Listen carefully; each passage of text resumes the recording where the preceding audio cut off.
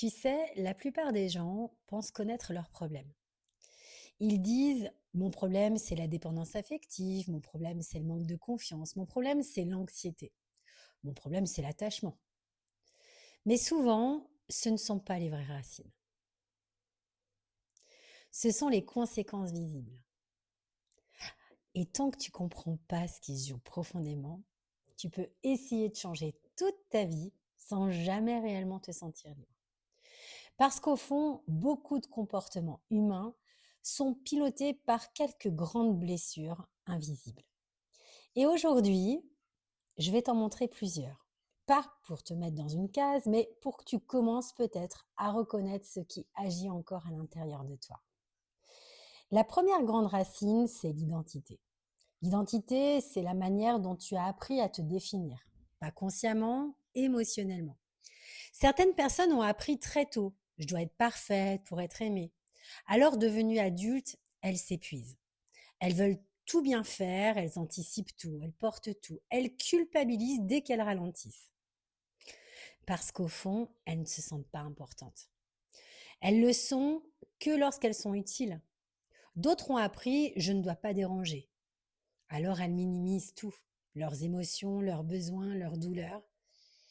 Elles disent c'est rien, elles disent c'est rien, ça va passer, il y a pire, alors qu'à l'intérieur, elles sont complètement en train de s'effondrer. Certaines ont appris pour être aimée, je dois me sacrifier. Alors elles donnent, encore et encore, même quand elles sont épuisées, même quand elles souffrent, même quand la relation est déséquilibrée. Pourquoi?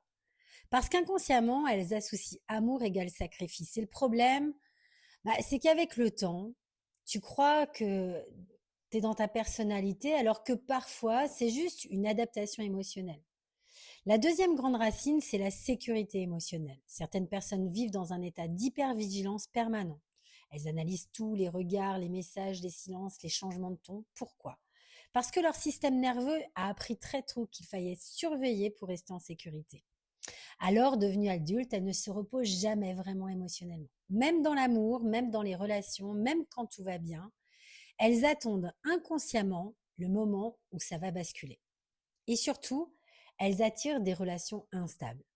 Pas parce qu'elles aiment souffrir, mais parce que leur système reconnaît cette intensité émotionnelle. Le calme peut même parfois leur sembler étrange, vide, bizarre, presque inquiétant, parce qu'elles ont appris que l'amour était lié à la tension. Et ça, beaucoup de personnes ne le voient pas. Elles disent pourquoi je m'attache toujours aux personnes indisponibles, mais parfois disponibilité émotionnelle et sécurité n'ont jamais été associées ensemble dans leur système. Alors inconsciemment, elles cherchent ce qui leur semble familier, même si ça fait souffrir.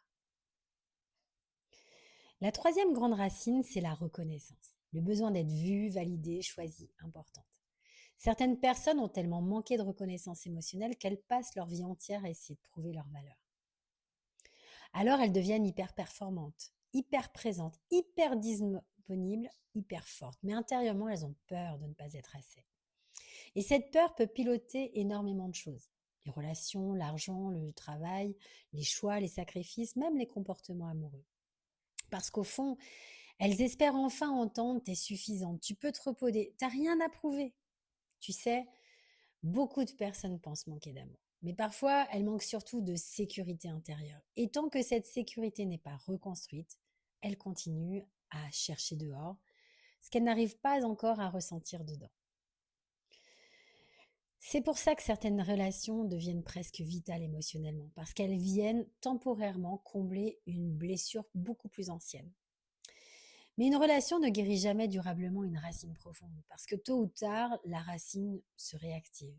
Et quand elle se réactive, les mêmes peurs reviennent, les mêmes réactions reviennent, les mêmes scénarios reviennent. Et c'est exactement pour ça que comprendre ne suffit pas.